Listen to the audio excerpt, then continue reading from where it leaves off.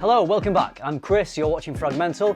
Another vote from you, the public. This time it's the best men's fragrances of the year. Let's see what you picked.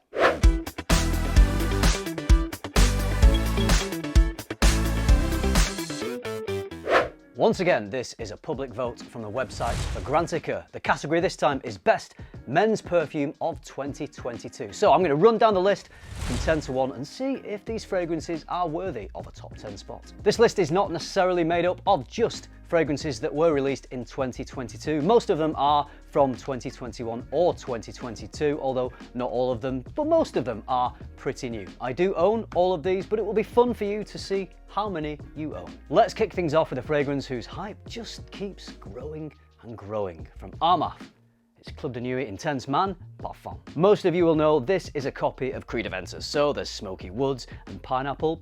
Does a decent job. The original EDT version of this is known for being a bit more abrasive and sharper than the Creed, but this Parfum version of Club de Nuit Intense Man does smooth things out a bit more. As with most Armaf, you get increased projection and longevity over the Creed, but something's got to give, and the sacrifice is in the blend, which overall isn't as smooth or refined. That's definitely not a deal breaker because you do get the performance boost and it smells really good. Credit to Armaf, they've done a pretty good job of keeping this fragrance in the public eye. It's been talked about in the fragrance community for as long as I've been collecting fragrances for. They do this with strategic marketing. They release flankers of this fragrance. They've also released other Creed smell-alikes that aim to boost performance over the original Creeds like Sillage and Milestone, both great scents. And it's become more and more accessible, readily available on Amazon Prime. You can walk into some supermarkets and see it on the shelves in there. So people who aren't frag heads are exposed to this fragrance. They can walk into Sainsbury's, they can have a smell and they can really enjoy it and not know anything about Creed AVENTUS, not know that this is a copy of Creed AVENTUS, but they might buy it, really enjoy it and happily go about their life wearing a fragrance that they think smells great, having no idea that it's a copy. But does that really matter if they think it smells good and they've spent 30 to 50 pounds on a fragrance that they love? Good for them. Of course, the debate on clones will rage on and on. Some people agree, many disagree, but what Armaf lack in originality when it comes to creating fragrances, they make up for with marketing. This is £50 for 150ml, this Parfum version. The EDT is even cheaper. I think it's more like 30 quid for the 100ml. Creed AVENTUS is around £300 for 100ml, so you can see why this is so popular. Club de Nuit Intense Man, I think, is just going from strength to strength, and I don't think it's going anywhere anytime soon. At 9, Valentino have crept into the top 10 with Valentino Uomo Intense. We've got a spiky bottle, we've got powdery iris, we've got something that smells very similar to another intense fragrance. Dior Homme Intense. This is lovely, but my preference is Dior Homme Intense because it's, well, more intense, it's stronger, it's more impactful, and in my opinion, I just think it's a slightly better version of this DNA. If you want something a bit more subtle, said no frag head ever, then the Valentino is a good option, but I don't think you need both, and my choice would be the Dior. So this fragrance is the only niche fragrance on this whole list, although I guess it is quite mainstream niche. From Kilian, Angel's Share.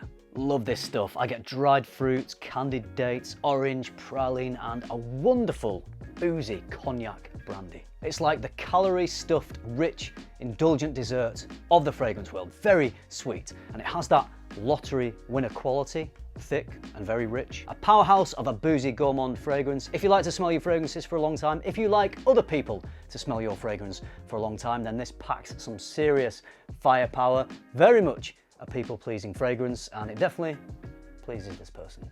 Totally opposite end of the spectrum. This is an invigorating freshie from Hermes, Terre au Givree.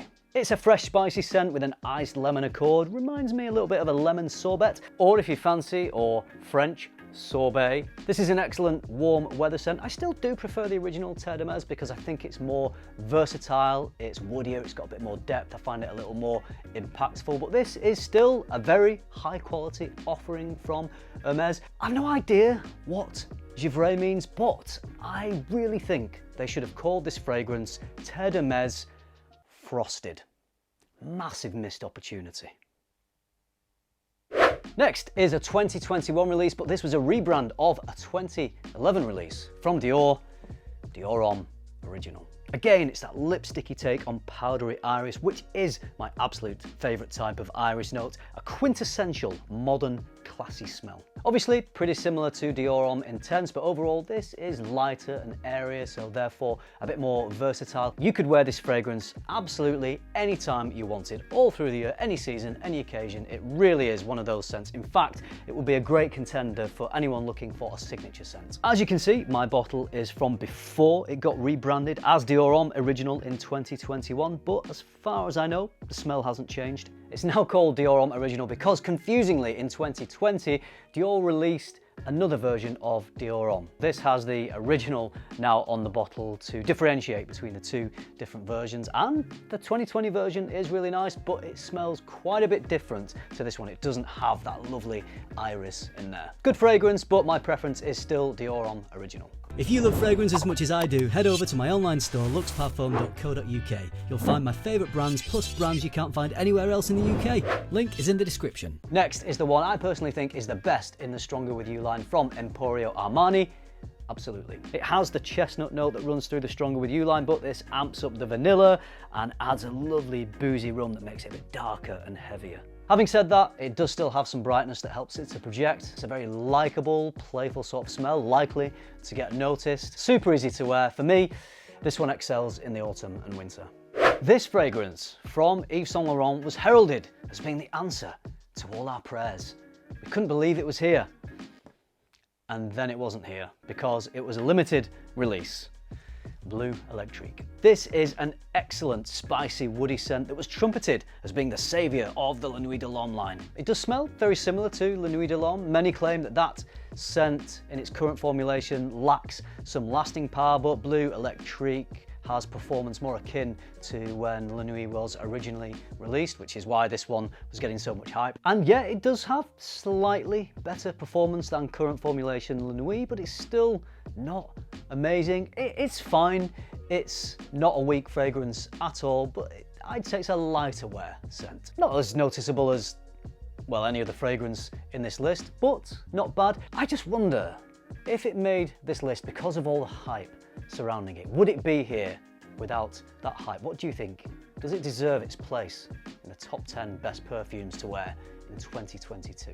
For a while back there, this did seem a bit hard to come by after a while because I think it was a limited release, but just looking online, it seems fairly readily available here in the UK and Europe. I'm not sure about in the States. Maybe this was selling really well, so YSL decided to keep producing it.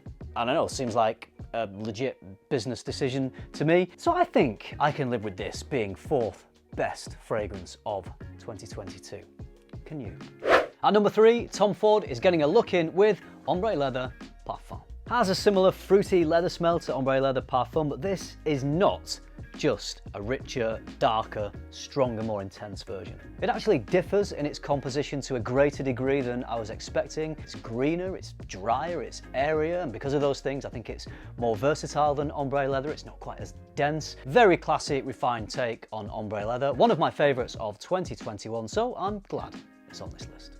Time for a number 2. Nope, not that kind. Number 2 in this list. We're going back to booze. From Givenchy Gentleman, it's Reserve Privee. Yet again, we've got some of that lipsticky iris, which is combined with an intense woodiness. As you know, I'm a big fan of this type of iris, so the fact that it's combined with something else I'm a big fan of, whiskey, happy days. Everything blends really well. It's quite a sophisticated scent.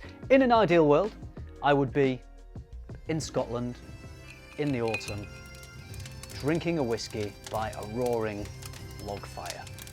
And sometimes the world is an ideal place because I've done exactly that wearing this fragrance, and let me tell you, it's an absolute treat. Guess who's back? Back again. Dior. Much to some people's disdain, Sauvage is still dominating the list, but this time it's Elixir. A little bit of Sauvage DNA, but quite a departure from the rest of the line. It's quite lavender forward, it's spicier, and it's more intense. It's kind of like grown-up Sauvage.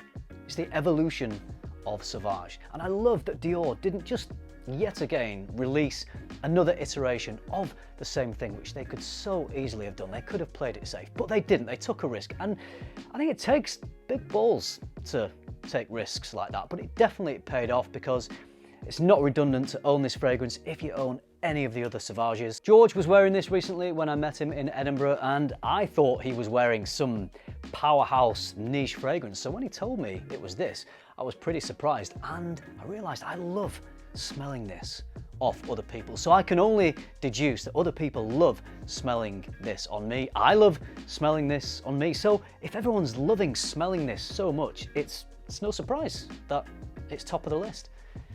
Good job, Dior. That's the list. It's obviously dominated by newer fragrances, probably because they're fragrances that are in the forefront of people's minds, so it's definitely not a definitive list, as I'm sure many of you will want to write in the comments, but it's a list, and that's okay. It's always interesting to see what a certain cross-section of the fragrance demographic is talking about. If you disagree, then damn well get disagreeing in the comments. Get it all off your chest. Let me know how bad you think this list is, and what would you choose? What would you put on the list? What can't you believe was not included in the list, to the point where maybe it ruined your day? Let me know, I'd love to hear. I also want to know, how many off this list do you own? Are you as awesome as me? Do you own all 10 off this list, or is it 9 or 8? Let me know. If you like this video, if you found it useful, you know what to do. Subscribe if you haven't already, and if you do all that, I'll see you in the next one.